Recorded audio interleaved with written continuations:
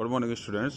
Vivekananda senior secondary school Tonk से विज्ञान का अध्यापक कक्षा 8 विज्ञान के अंतर्गत हमारा जो पूर्व में चैप्टर नंबर 13 ध्वनि चल रहा था उसके आगामी देखेंगे अपन ध्वनि के अंतर्गत पेज नंबर 162 पर 13.9 एक क्रियाकलाप देखेंगे।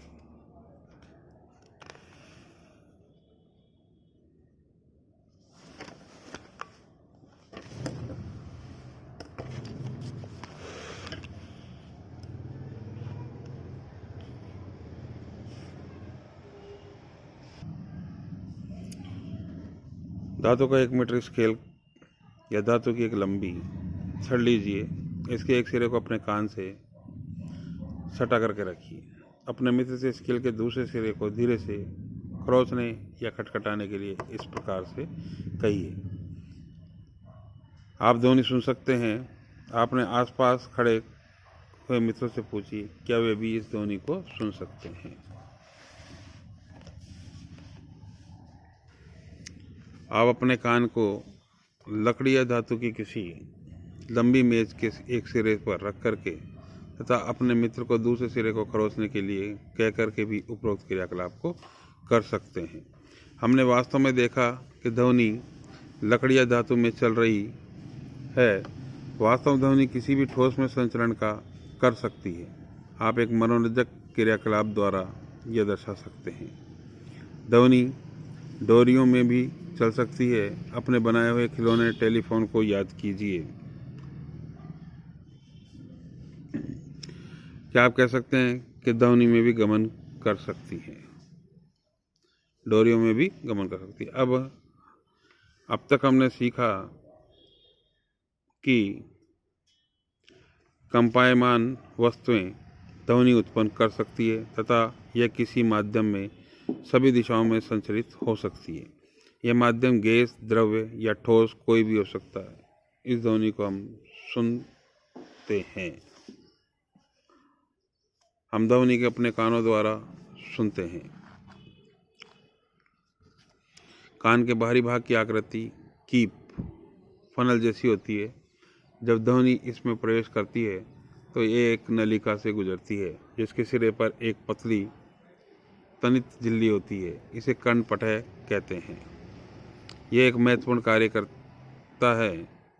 यह जानने के लिए कि कर्णपटल क्या करता है, आइए टीन के डिब्बे का एक कर्णपटल बनाते हैं। एक प्लास्टिक अथवा टीन का डिब्बा लीजिए। इसके दोनों सिरे काटिए। डिब्बे में एक सिरे पर एक रबड़ के गुब्बारे को तानिए और इसे एक रबड़ के छल्ले से कस दीजिए। तानित रबड़ के ऊपर सूखे अन्न या थर्माकोल के 4 या 5 दाने रखिए। अब आपने मित्र से डिब्बे के खुले सिरे पर हुर्रे हुर्रे बोलने के लिए कहिए। देखिए अन्न के दानों का क्या होता है। अन्न के दाने आपके ऊपर उछलने लग जाएंगे। ये कंपायमान कहलाता है। कर्णपटल एक तनित रबड़ की शीट के समान होता है। ध्वनि के कंपन कर्णपटल को कंपित करते हैं। कर्णपटल कंपनों को आंतर कर्ण तक भेज देता है। वहाँ से संकेतों को मस्तिष्क तक भेज देता है। इस प्रकार हम ध्वनि को सुन सकते हैं। ये देखिए कर्णपटल की रचना है। आंतर कर्ण दे रखा है और ये कर्णपटल है मानव कान का।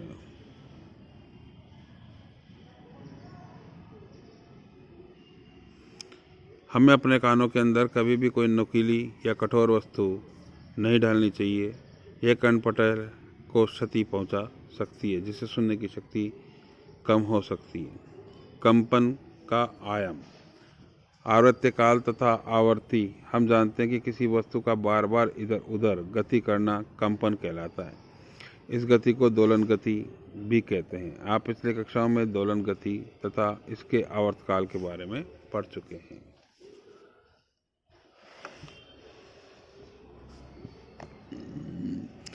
प्रति सेकंड होने वाले दोलन की संख्याओं को दोलन की आवृत्ति कहते हैं। आवृत्ति को हर्ट्ज में मापा जाता है।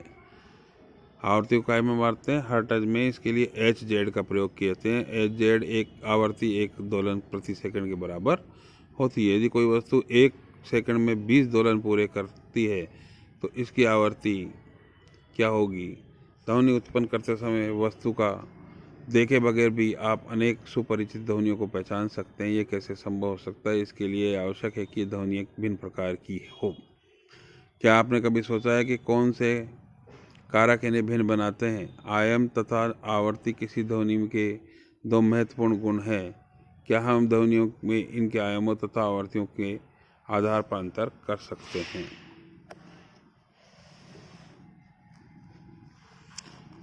एक क्रियाकलाप देखेंगे।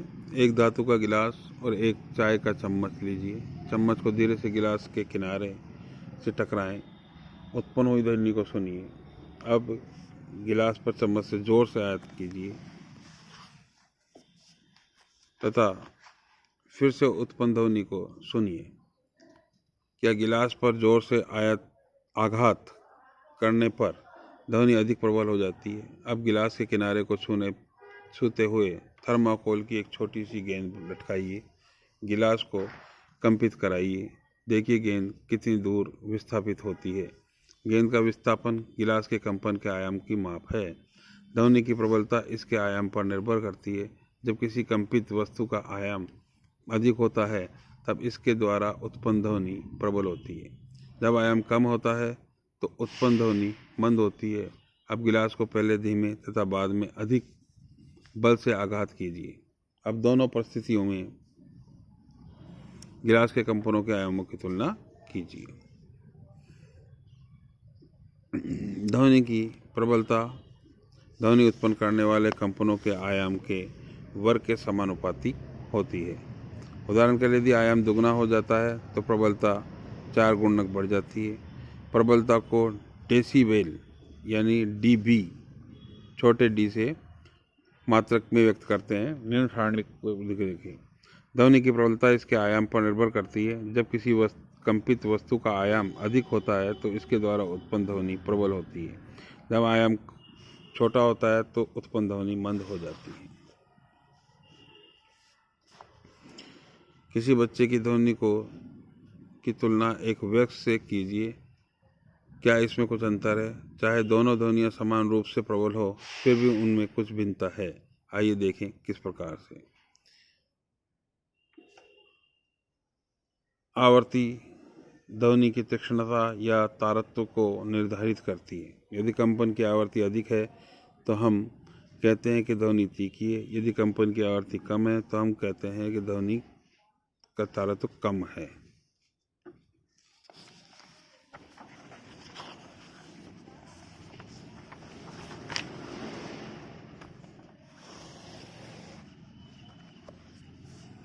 उदाहरण के लिए ढोल मंद आवर्ती से कंपित होता है, इसलिए एक कम तारत्व की ध्वनि उत्पन्न करता है। दूसरी ओर सीटी की आवर्ती अधिक होती है और इसलिए अधिक तारत्व की ध्वनि उत्पन्न करती है। पक्षी उच्च तारत्व की ध्वनि उत्पन्न करता है जबकि शेर की धाड़ का तारत्व मंद होता है। तथापि शेर की धाड़ अत्यधिक प्रबल है जबकि पक्षी की ध्वनि दुर्बल होती है। आप प्रतिदिन बच्चों तथा वयस्कों की आवाज़ें सुनते हैं। क्या आप उनकी आवाज़ों में कोई अंतर पाते हैं? क्या आप कह सकते हैं कि बच्चे की आवाज़ की आवर्ती वयस्क की आवाज़ की आवर्ती से अधिक है? सामान्यतः एक महिला की आवाज़ किसी पुरुष की अपेक्षा अधिक आवर्ती तथा अधिक तीखी होती है। श्रवण तथा आश्रय ध्वनियाँ। हम जानते हैं कि ध्वनि उत्पन्न करने के लिए हमें एक कंपायमान वस्तु की आवश्यकता होती है। क्या हम सभी कंपायमान वस्तुओं की ध्वनियाँ सुन सकते हैं? तथ्य यह है कि लगभग 20 कंपन प्रति सेकंड यानी 20 Hz से कम आवर्ती की ध्वनियाँ मानव कान सुन नहीं सकता। यह कह सकते हैं कि 20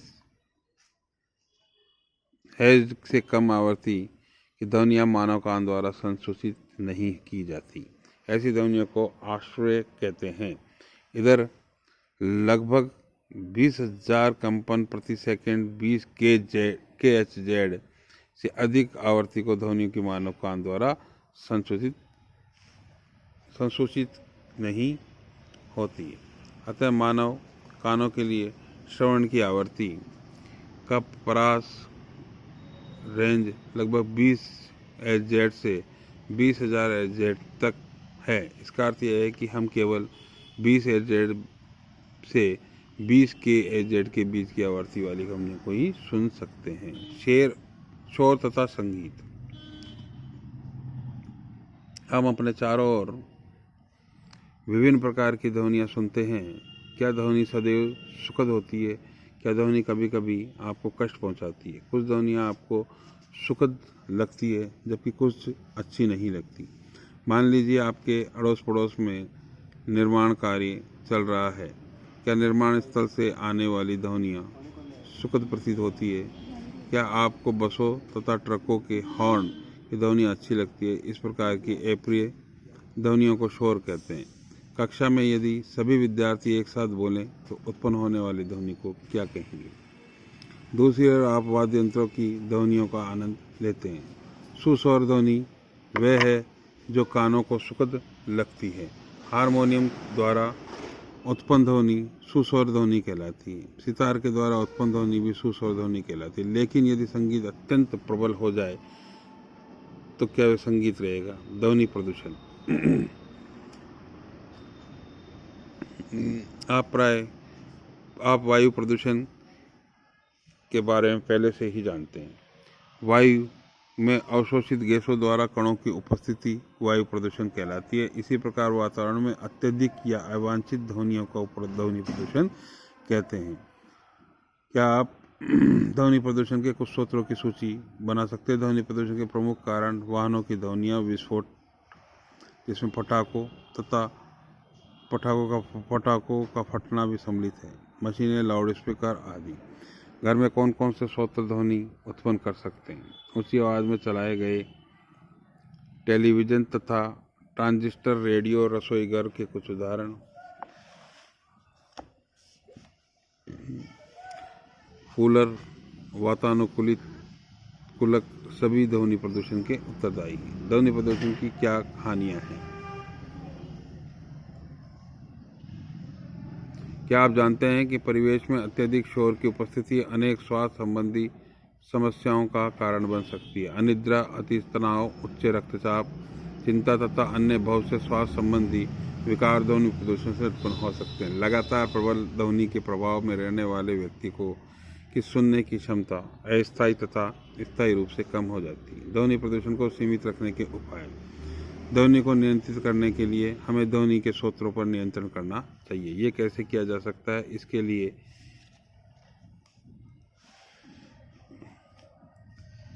वायुयानों के इंजनों, यातायात के वाहनों, औद्योगिक मशीनों तथा घरेलू उपकरणों में रवशामक युक्तियां लगानी चाहिए। यानी रवशामक को बोलते हैं साइलेंस। आवासीय क्षेत्रों में ध्वनि प्रदूषण को कैसे नियंत्रित किया जाता है? ध्वनि प्रदूषण करने वाले क्रियाकलापों के आवासीय क्षेत्रों से दूर संचालित करना चाहिए। ध्वनि उत्पन्न करने वाले उद्योगों को आवासीय क्षेत्रों से दूर स्थापित करना चाहिए। स्वचालित वाहनों के हॉर्न का उपयोग कम से कम करना चाहिए। टेलीविज़न का या संगीत निकायों का ध्वनि प्रबल कम रखना चाहिए। ध्वनि प्रदूषण के हानिकारक प्रभाव को कम से कम करने चाहिए। सड़कों तथा भवनों के आसपास पेड़ लगाने चाहिए जिससे ध्वनि आवासों तक न पहुंच सके। इस प्रकार बच्चों, ये हमारा आज अध्याय समाप्त हुआ, जिसके प्रमुख शब्द हैं आयाम, कंठपटय, आवर्ती, हर्ट्ज, कंठ, प्रबलता, शोर, दोलन, तारत्व, आवर्तकाल, कंपन, वाक्य यंत्र, श्वास नली इत्यादि। देखेंगे कुछ महत्वपूर्ण बातें। ध्वनि कंपन करती हुई वस्तु द्वारा उत्पन्न होती है। मानव वाक तंतुओं के कंपन द्वारा ध्वनि उत्पन्न करते हैं। ध्वनि किसी माध्यम, गैस या द्रव्य, ठोस में संचरित होती है। यह निर्वात में संचरित नहीं होती। कंठपटय ध्वनि के कंपनों को अनुभव करते हैं। यह इन संकेतों को मस्तिष्क तक भेज देते हैं। इस प्रक्रिया को श्रवण कहते हैं। प्रति सेकंड होने वाले दोलन या कंपनों की संख्या दोलन की आवृत्ति कहलाती है। आवृत्ति को हर्ट्ज Hz में व्यक्त करते हैं। कंपन का आयाम जितना अधिक होता है ध्वनि उतनी ही प्रबल होती है। कंपन की आवृत्ति अधिक होने पर तारत्व अधिक होता है और ध्वनि अधिक तीक्ष्ण होती है। अप्रिय ध्वनियों को शोर कहते हैं। अत्यधिक तथा अवांछित ध्वनियाँ ध्वनि प्रदूषण उत्पन्न करती है। ध्वनि प्रदूषण मानवों के लिए स्वास्थ्य समस्या उत्पन्न कर सकते हैं। ध्वनि प्रदूषण को न्यूनतम करने के लिए प्रयास करने चाहिए। सड़क के किनारे तथा अन्य स्थानों पर पेड़ लगाने चाहिए। ध्वनि प्रदूषण को कम किया जा सकता है। इस प्रकार बच्चों, ये हमारे इसके अंतर्गत 1 से लेकर के 13 तक प्रश्न है, जो आपको सभी को सारे प्रश्नों के हल करने हैं आपकी विज्ञान की अभ्यास पुस्तिका के अंतर्गत।